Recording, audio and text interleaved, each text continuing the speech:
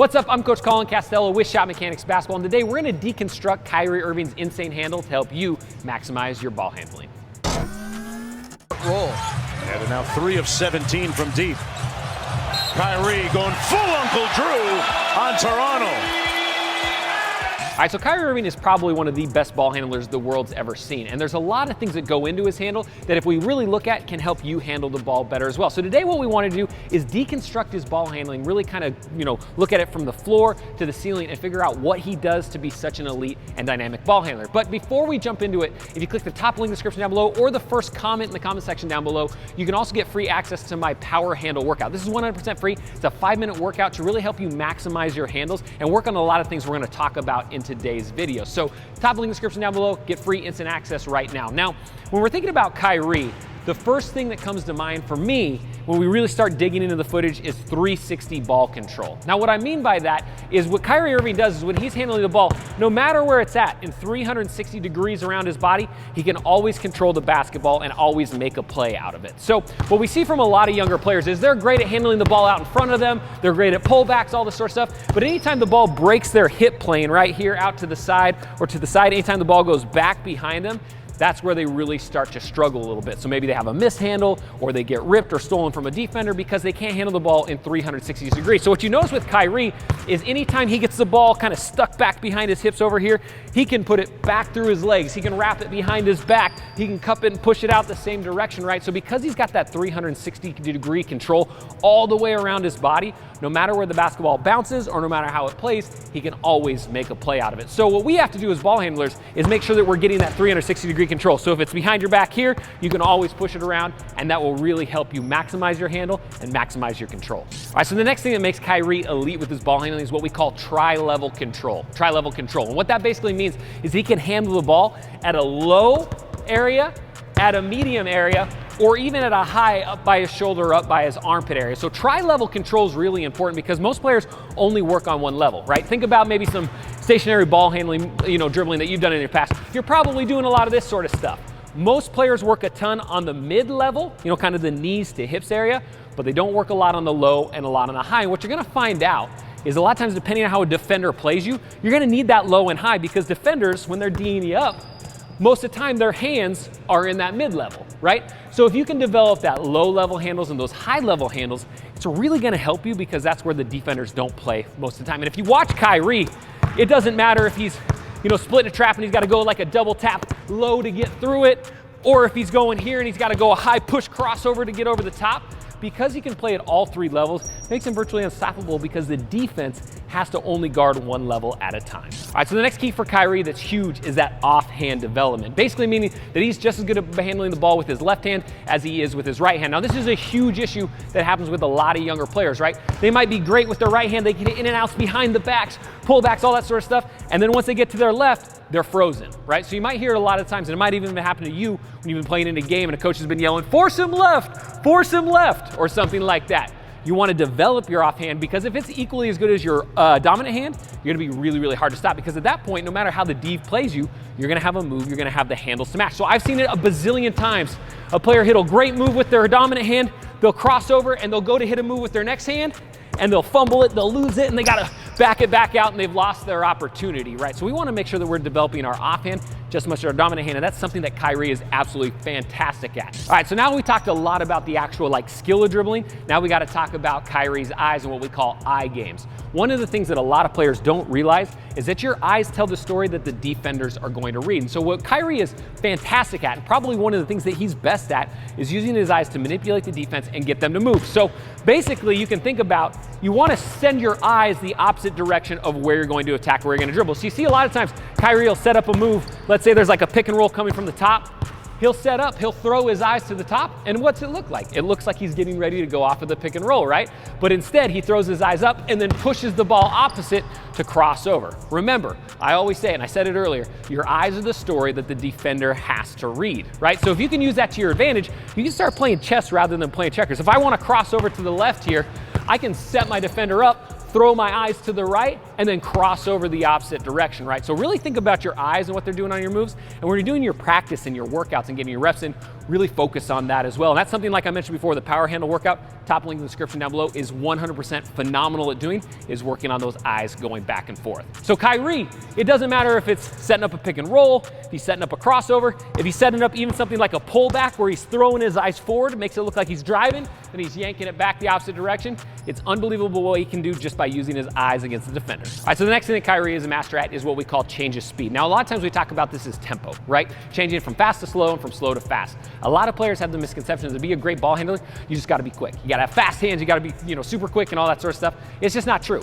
A lot of the best ball handlers on the planet, and the guys that get the most ankle-breaking crossovers, that get the most oohs and ahs from the crowd, are guys like Kyrie that can really, number one, dictate tempo, and number two, change gears really quickly. So the thing that you're gonna notice about Kyrie is his speed changes constantly. He'll go burst, slow, burst, slow, burst, slow. And so you can think about it, if you're a defender and you're trying to stay in front of him, you're constantly having to stop, raise, chase him, think he's gonna shoot, then he's driving. It makes it really, really tough to guard, and that's why he can get kind of on a joystick and get guys moving. So on that change of speed, think about a lot of the times you wanna slow up, pocket the ball a little higher, let it spin in your hand, and then use that change of speed to attack off of it.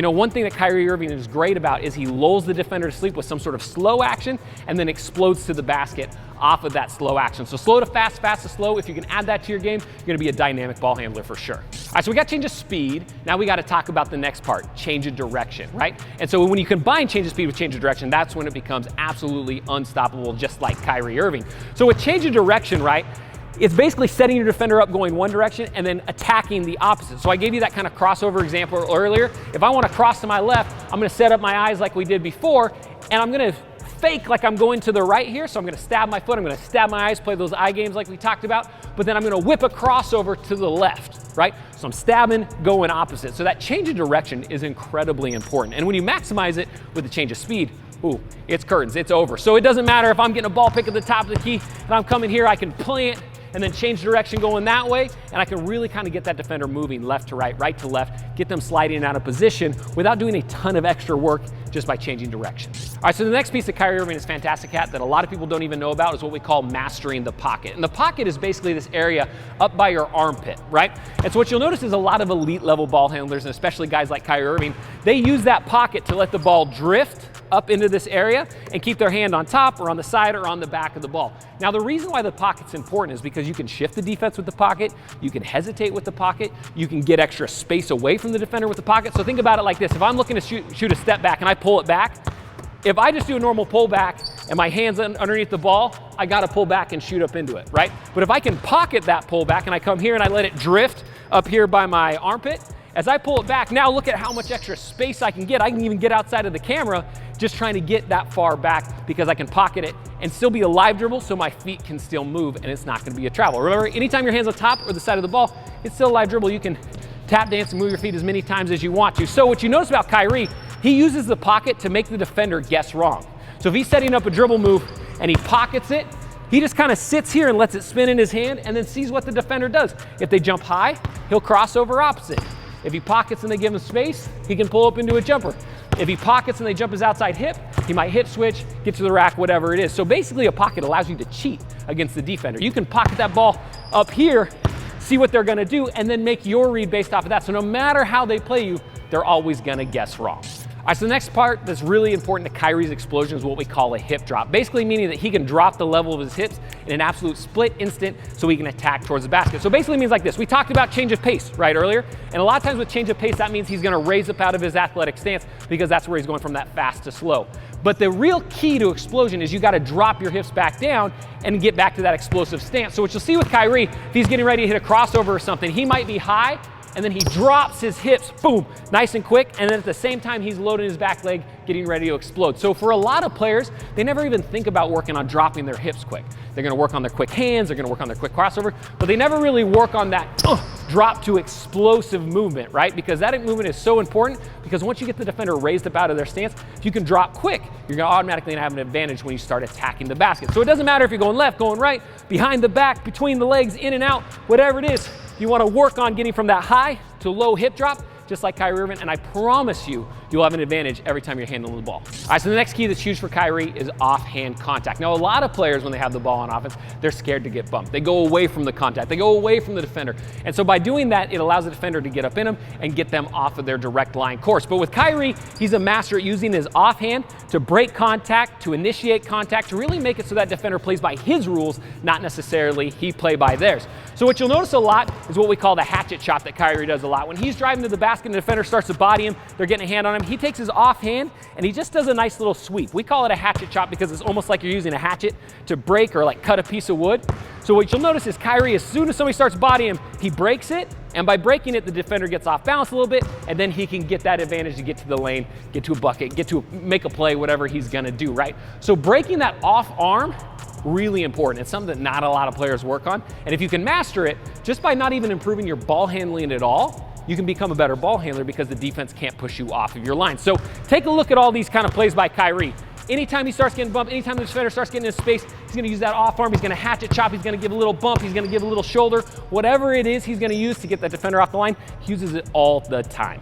All right, so now we know the keys to Kyrie's handle, but now it's time for you to get your reps and get right. So in the top link description down below or in the top comment in the link, all you gotta do is click there to get free access to my power handle workout. This is a workout I put together specifically for you, 100% free. It only takes 5 minutes and it helps you be a more aggressive and a more powerful ball handler, right? So if you have problems with traps or getting ripped in the open floor or have a hard time just beating your man off the dribble, this is the workout that you're not gonna wanna miss. 100% free, click it down below. And if you're new to Shotmechanics, click that like button, head to the comment section down below and let me know what sort of video you wanna see next. This is a channel for the people, by the people, and I run pretty much everything I've requested, so leave it down below and hopefully we'll get to do it. And don't forget to ring that bell notification icon because YouTube is a little bit lame. They don't show my videos to all the subscribers, even though you guys wanna see them, so hit that bell to make sure that you see it. Again, I'm Coach Colin Castell with Shotmechanics Basketball. Until next time, splash on.